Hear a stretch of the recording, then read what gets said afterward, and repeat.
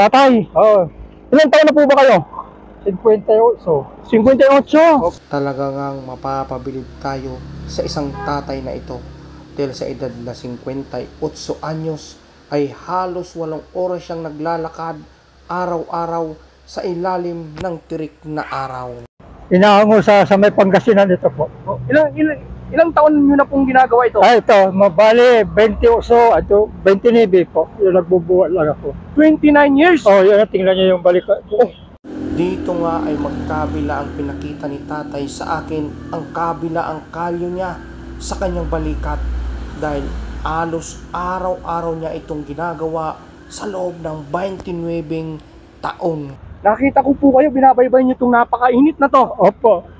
Kaya po ako tumigil. Opo. Kasi deserving kayo. Dito nga ay wala pang kaalam-alam si tatay sa inihanda naming sorpresa para sa kanya.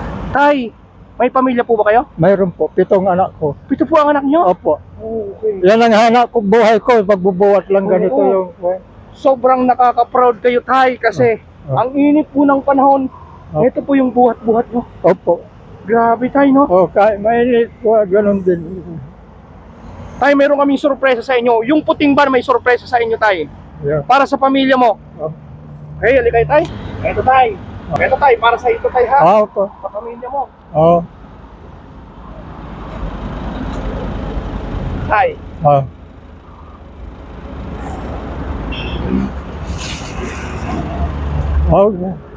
Ang dami Ha?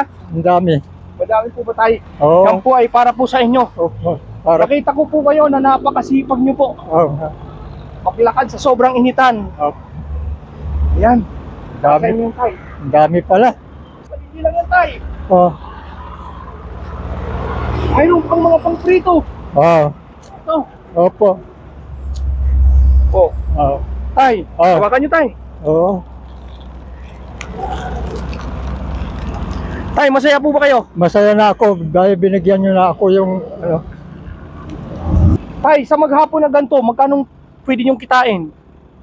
kung minsan manutubo lang ako ng mga 500, kung minsan 400, kung minsan wala pagkain na. Minsan walang kita. Oo. Tay, ngayon araw na to, yung posibleng kitain mo, ibibigay ko pa. Opo. Para sa inyo, tay. Maraming salamat. Okay. Mga ka-idol ko, tularan natin si tatay, isang responsableng tatay, from Pangasinan pa po siya. Grabe mga ka-idol ko, tingnan niyo po yung binubuhat niya. Nakakatatlong hakbang pa lang po ako kanina, hiningal na ako. Grabe. Shoutout sa inyo, tay, ha. Saludo po kami sa inyo. Ako po magkakalas, ha, para po meron kayong pang-uwi sa pamilya niyo, tay. Kailan po kayo uwi ng Pangasinan? Mga 5 araw. Mga 5 araw pa. 5 araw pa po. Okay. Opo. Alam nyo, tay, ilang linggo po ako naghanap ng deserving. Kayo po ang pinakita sa akin ni Lord. Opo. May nakita kami doon, hindi dumaan. Kayo pala ang deserving. Ay ha.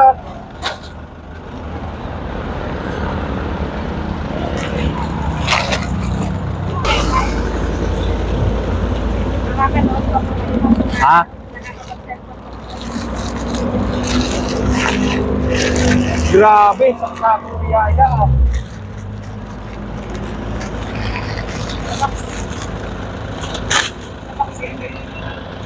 Kasi tatay na naman ayos.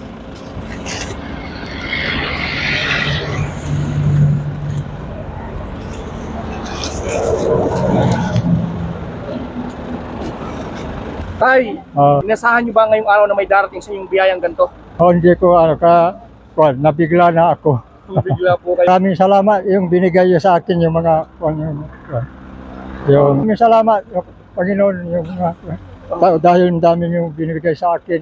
Maraming salamat. Okay, tay. Ingat po kayo, tay, sa inyong paglalakbay. God bless po. Mahirap man ang ating buhay dito sa mundo, basta ipinagkatiwala natin ang lahat sa ating Panginoong Diyos. Si Lord na ang gagawa para tayo ay padalhan ng tunay na biyaya. Halos 1 linggo nga akong nag-aabang ng tunay na deserving na pagkakaluban ng munting biyaya.